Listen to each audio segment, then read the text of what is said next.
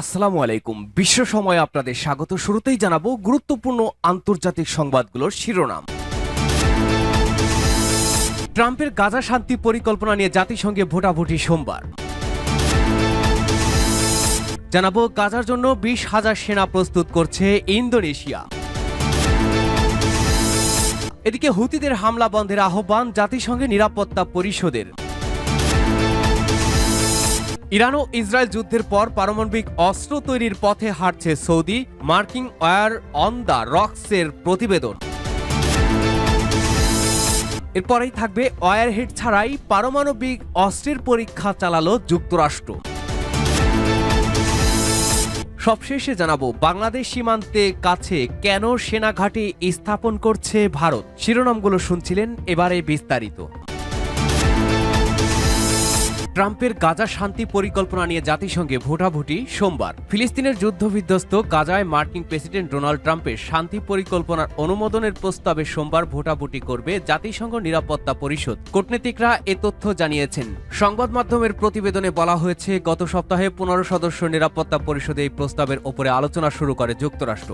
Israel ও হামাসের মধ্যে চলা 2 বছরের যুদ্ধের পর ঘোষিত যুদ্ধবিরতিকে অনুসরণ করে ট্রাম্পের শান্তি পরিকল্পনাকে সমর্থন দেওয়াই এই প্রস্তাবের মূল উদ্দেশ্য। যুক্তরাষ্ট্রের পাশাপাশি মিশর, সৌদি আরব, তুরস্ক সহ কয়েকটি আরব ও মুসলিম সংখ্যাগরিষ্ঠ দেশ নিরাপত্তা পরিষদকে দ্রুত প্রস্তাবটি গ্রহণের আহ্বান জানিয়েছে। সূত্র Times of Israel, Times, Kuwait, Dawn News ও এএফপি। গাজার জন্য 20,000 সেনা প্রস্তুত করছে ইন্দোনেশিয়া। গাজার জন্য 20,000 সেনা প্রস্তুত করছে ইন্দোনেশিয়া। দেশটি জানিয়েছে, আন্তর্জাতিক অনুমোদন পাওয়ার পর এই বাহিনী উপত্যকায় মোতায়েন করা হবে। শনিবার 15 নভেম্বর টিআরটি ওয়ার্ল্ডের এক প্রতিবেদনে এ তথ্য জানানো হয়। ইন্দোনেশিয়ার প্রতিরক্ষা মন্ত্রী সাফারি শামসুদ্দিন জানান, মোতায়েনের জন্য ইন্দোনেশিয়া 2টি সম্ভাব্য পথ অনুসরণ করছে, একটি আন্তর্জাতিক জাতিসংঘের অধীনে এবং অন্যটি যেমন একটি আন্তর্জাতিক ব্যবস্থার অধীনে, যা যুক্তরাষ্ট্রের প্রেসিডেন্টের উদ্যোগে গঠিত হবে। দ্বিতীয় বিকল্পের ক্ষেত্রে রাষ্ট্রপ্রধান পর্যায়ে উচ্চ পর্যায়ের কূটনৈতিক সমন্বয় প্রয়োজন হবে। তিনি বলেন, আরব দেশগুলো সৌদি আরব, জর্ডান, মিশর, কাতার এবং সংযুক্ত আরব আমিরাত যদি সবুজ সংকেত দেয়, ইন্দোনেশিয়া আনন্দের সঙ্গে অংশ নেবে। পাশাপাশি ইসরায়েলের অনুমতিও অত্যন্ত গুরুত্বপূর্ণ বলে উল্লেখ করেন তিনি। প্রতিবেদনে বলা হয়েছে, এই পরিকল্পনা যুক্তরাষ্ট্রের প্রেসিডেন্ট ডোনাল্ড ট্রাম্পের গাজা যুদ্ধ বন্ধে প্রস্তাবিত 20 দফা উদ্যোগের প্রথম ধাপের অংশ। এর আওতায় গত 10 অক্টোবর থেকে ধাপে ধাপে যুদ্ধবিরতি কার্যকর হয়েছে। জর্ডানের বাদশাহ দ্বিতীয় আবদুল্লাহ জাকার্তা সফর করেছেন। এ সময় তিনি গাজা পরিস্থিতি নিয়ে এবং ইন্দোনেশিয়ার প্রেসিডেন্ট প্রাবো সুবিয়ান্তো আলোচনা করেন। বৈঠকে দুই দেশ গাজা নিয়ে গোয়েন্দা তথ্য আদান প্রদানের সিদ্ধান্ত নেয়। জর্ডানের সশস্ত্র বাহিনীর প্রধান ইউসুফ আহমেদ আল হুনাইতির সঙ্গে বৈঠকের পর ইন্দোনেশিয়ার প্রতিরক্ষা মন্ত্রী বলেন, আমরা যৌথভাবে একটি কমিটি গঠন করব, যা গোয়েন্দা তথ্য ও হালনাগাদ পরিস্থিতি বিনিময় করবে। গাজা সীমান্তের নিকটবর্তী দেশ হিসাবে জর্ডানের তথ্য আমাদের জন্য কৌশলগতভাবে গুরুত্বপূর্ণ। হুতিদের হামলা বন্ধের আহ্বান জানিয়েছে জাতিসংঘের নিরাপত্তা পরিষদ। ইয়েমেনের হুতি বিদ্রোহীদের আন্তঃসীমান্ত ও সমুদ্রপথে আক্রমণ বন্ধের আহ্বান জানিয়েছে জাতিসংঘের নিরাপত্তা পরিষদ। শুক্রবার এই আহ্বান জানানো হয়। একই সঙ্গে সদস্য দেশগুলোকে এই গোষ্ঠীর বিরুদ্ধে অস্ত্র নিষেধাজ্ঞা বাস্তবায়নের প্রচেষ্টা জোরদার করার আহ্বান জানিয়েছে নিরাপত্তা পরিষদ। গোষ্ঠীটির বিরুদ্ধে নিষেধাজ্ঞা নবায়নে একটি প্রস্তাবে আলোচনাকালে জাতিসংঘের নিরাপত্তা পরিষদ এই হামলার নিন্দা জানিয়েছে। এর পাশাপাশি নিরাপত্তা পরিষদ অবকাঠামো ও বেসামরিক মানুষের উপরে হামলা বন্ধ সহ এই ধরনের সমস্ত পদক্ষেপ বন্ধ করার দাবি জানিয়েছে। এই প্রস্তাব 13/0 ভোটে গৃহীত হয়েছে। অবশ্য স্থায়ী সদস্য চীন ও রাশিয়া এই প্রস্তাবে ভোটদান থেকে বিরত ছিল। নির্দিষ্ট লক্ষ্যভিত্তিক নিষেধাজ্ঞা 14 নভেম্বর 2026 পর্যন্ত বাড়ানো হয়েছে। প্রায় 10 জনের বিরুদ্ধে নিষেধাজ্ঞা বাড়ানো হয়েছে। এদের বেশিরভাগই হুতি বিদ্রোহীদের উচ্চ পদস্থ কর্মকর্তা। তাদের সম্পদ জব্দ ও ভ্রমণের উপরে নিষেধাজ্ঞা অন্তর্ভুক্ত রয়েছে। এর পাশাপাশি পুরো দলটিকেও এই নিষেধাজ্ঞার আওতায় আনা হয়েছে। এই প্রস্তাবে নিষেধাজ্ঞা এমন ব্যক্তিদের উপরে প্রভাব ফেলতে পারে যারা ইয়েমেনি ভূখণ্ড থেকে ব্যালিস্টিক ও ক্রুজ ক্ষেপণাস্ত্র ব্যবহার করে আক্রমণ করে অথবা লোহিত সাগর ও এডেন উপসাগরে বাণিজ্যিক জাহাজে হামলা চালায়। প্রস্তাবের সদস্য রাষ্ট্রগুলোকে লক্ষ্যবস্তু ভুক্ত অস্ত্র নিষেধাজ্ঞা বাস্তবায়ন নিশ্চিত করার জন্য স্থল ও সমুদ্র পথে অস্ত্র ও উপকরণ পাচার রোধে প্রচেষ্টা বৃদ্ধি করতে বলা হয়েছে। সূত্র আনাদোলু এজেন্সি ও এএফপি।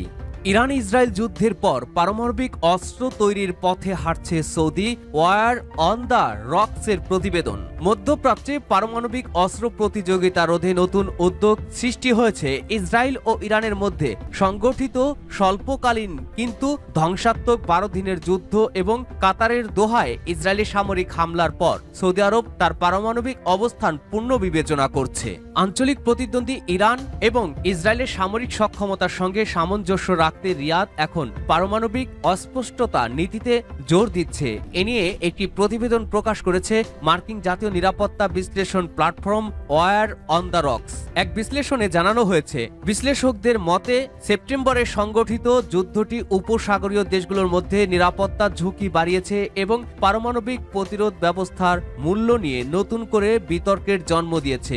এই পরিস্থিতিতে সৌদি আরব যুক্তরাষ্ট্রের ওপরে তার নির্ভরতা কমিয়ে নিরাপত্তার নতুন উপায় খুঁজছে। প্রতিবেদনের মতে এই আঞ্চলিক সংঘাত উপসাগরীয় দেশগুলোর মধ্যে এই ধারণা বদ্ধমূল করেছে যে পারমাণবিক অস্ত্র তৈরির দ্বারপ্রান্তে থাকা সত্ত্বেও ইরানকে সামরিক হামলা থেকে মুক্ত রাখা যায়নি। ফলে রিয়াদ এখন আঞ্চলিক প্রতিদ্বন্দ্বী ইরান ও ইসরায়েলের সমকক্ষ সামরিক সক্ষমতা অর্জনের দিকে মনোযোগ দিচ্ছে। ওয়ার অন দ্য রকসের নিবন্ধ অনুযায়ী রিয়াদ এখন ওয়াশিংটনকে আর নির্ভরযোগ্য নিরাপত্তা অংশীদার হিসেবে দেখছে না। যদিও সৌদি আরব এখনও পারমাণবিক প্রযুক্তির জন্য যুক্তরাষ্ট্রকেই তার পছন্দের অংশীদার মনে করে। শীঘ্রই ক্রাউন প্রিন্স মোহাম্মদ বিন সালমান হোয়াইট হাউসে সফরের আগে যুক্তরাষ্ট্রের প্রতি আহ্বান জানানো হয়েছে যেন তারা সৌদি আরবের বর্ধিত নিরাপত্তা উদ্বেগ কমাতে পারে। ডোনাল্ড ট্রাম্পের প্রশাসন পারমাণবিক অস্ত্র বিস্তার নীতির ক্ষেত্রে কিছুটা শিথিলতা এনে রিয়াদকে উন্নত বেসামরিক পারমাণবিক প্রযুক্তি অর্থায়ন ও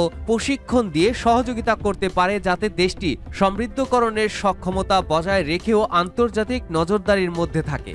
ওয়ারহেড ছাড়াই পারমাণবিক অস্ত্রের পরীক্ষা চালিয়েছে যুক্তরাষ্ট্র। গত আগস্ট মাসে যুক্তরাষ্ট্র একটি B-61/12 কৌশলগত পারমাণবিক অস্ত্রের সফল পরীক্ষা চালিয়েছে, তবে এতে কোনো ওয়ারহেড ছিল না। পরীক্ষাটি বেশ আগে চালানো হলেও বৃহস্পতিবার 13 নভেম্বর মার্কিন জ্বালানি বিভাগের স্যান্ডিয়ার ন্যাশনাল ল্যাবরেটরিজ এক বিবৃতিতে এ তথ্য জানায়। বিবৃতিতে বলা হয়, 19 থেকে 21 আগস্ট নেভাদার একটি পরীক্ষাস্থলে এই পরীক্ষাগুলো পরিচালিত হয়। পঞ্চম প্রজন্মের F-35 যুদ্ধবিমান দিয়ে নিষ্ক্রিয় অস্ত্রগুলো ফেলা হয়েছিল। এতে আরো বলা হয়, জাতীয় পারমাণবিক নিরাপত্তা প্রশাসন NNSA এর সঙ্গে সমন্বয় করে পরীক্ষাগুলো পরিচালিত হয়। বিবৃতি অনুসারে 2024 সালের শেষের দিকে এই বোমাগুলোর পরিষেবায় মেয়াদ 20 বছর বাড়ানোর জন্য একটি কর্মসূচি সম্পূর্ণ হয়েছে।